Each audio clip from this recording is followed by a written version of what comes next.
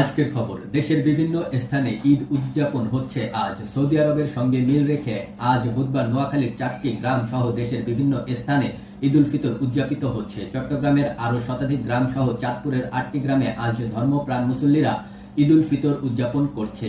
এবার ইউসিবিএল ব্যাংকের সঙ্গে একীভূত হচ্ছে ন্যাশনাল ব্যাংক। বেসরকারি ইউনাইটেড কমার্শিয়াল ব্যাংকের সঙ্গে একীভূত হতে যাচ্ছে বেসরকারি ন্যাশনাল ব্যাংক। বাংলাদেশ ব্যাংকে অনুষ্ঠিত এক বৈঠকে এই সিদ্ধান্ত হয়েছে। সভায় বাংলাদেশ ব্যাংকের গভর্নর আব্দুর রউফ তালুকদার সভাপতিত্ব করেন। চট্টগ্রামে কিশোর গ্যাংয়ের হামলার শিকার সেই চিকিৎসককে বাঁচানো গেল না। চট্টগ্রামের সন্তানকে বাঁচাতে গিয়ে কিশোর দলের মারধরের শিকার হয়ে হাসপাতালে চিকিৎসকের মৃত্যু হয়েছে।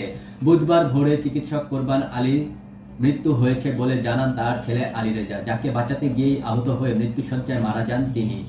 বিএনপির 1100 ইফতার অনুষ্ঠান, নেতাকর্মীদের উজ্জীবিত করার চেষ্টা। বিএনপির দায়িত্বশীল